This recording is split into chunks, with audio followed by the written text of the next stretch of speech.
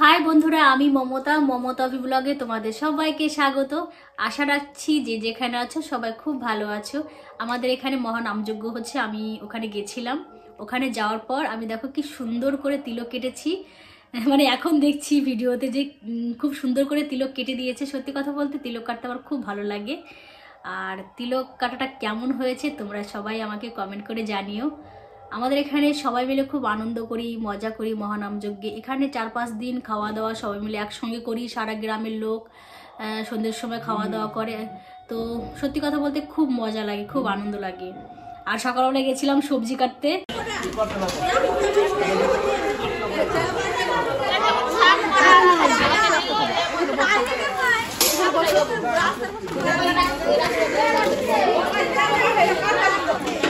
সবাই মিলে সবজি কাটছিলাম আর খুব মজা করছিলাম। শুধু আজকে না, গতকালকেও গিয়েছিলাম আর আগামী দিনও যেতে হবে। মানে সবাই মিলে যখন সবজি কাটি এত আনন্দ, এত মজা, সত্যি মানে তোমাদেরকে বলে বোঝাতে পারবো না। আর তোমরা সবাই আমার ভিডিওটা, আজকের এই ভিডিওটা দেখো, তাহলে সত্যি তোমরা বুঝতে পারবে যে সত্যি যে এই ভিডিওতে কতটা মজা আছে।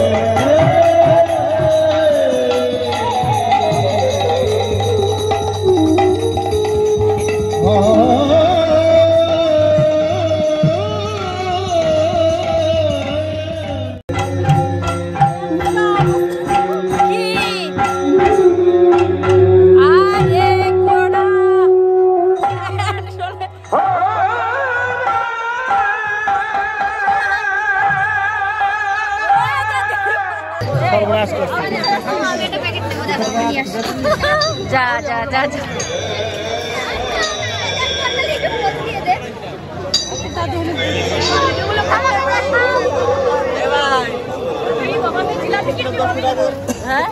বাবা দেখতে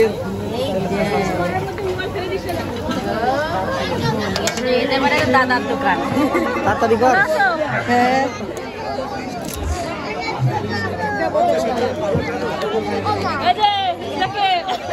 এই যে ওই যে ওই যে এই যে এই যে ওই যে দিদি, ওই যে দিদি।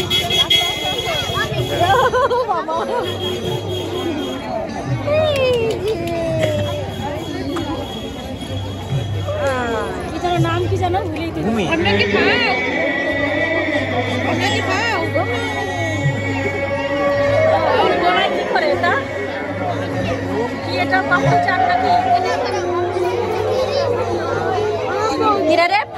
তোমরা ফাও কে? এই যে তোমরা আছো, নিচি নিচি নিচি নিচি ভূমিকা একটা ছবি পড়াই দিল, সব নিয়ে নিচ্ছি, সব নিয়ে নিচ্ছি। হ্যাঁ, এটা কে বলো তো?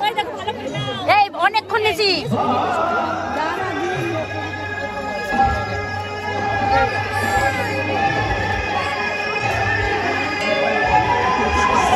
আচ্ছা সাধন দা, ভালো বিক্রি হচ্ছে দাদা?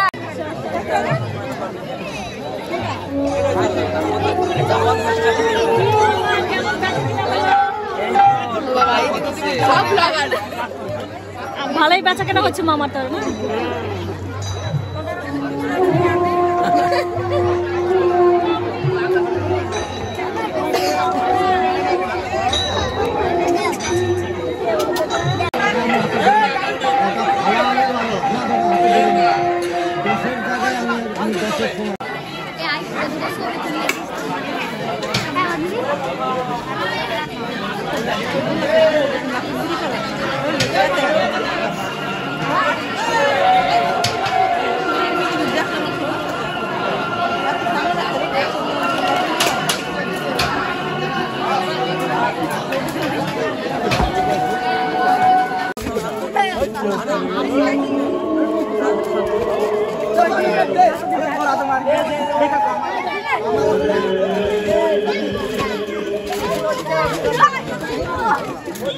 তা বন্ধুরা, তোমরা সবাই তো দেখলে সন্ধ্যা আরতি, তারপর সবাই মিলে খাওয়া দাওয়া, বাচ্চাদের জাম্পিং, তারপর অনেক রকম দোকানপাট, খেলনার দোকান, জিলিপির দোকান, বাদামের দোকান, সব কিছু মিলিয়ে আমাদের মহানামযজ্ঞটা পরিপূর্ণ।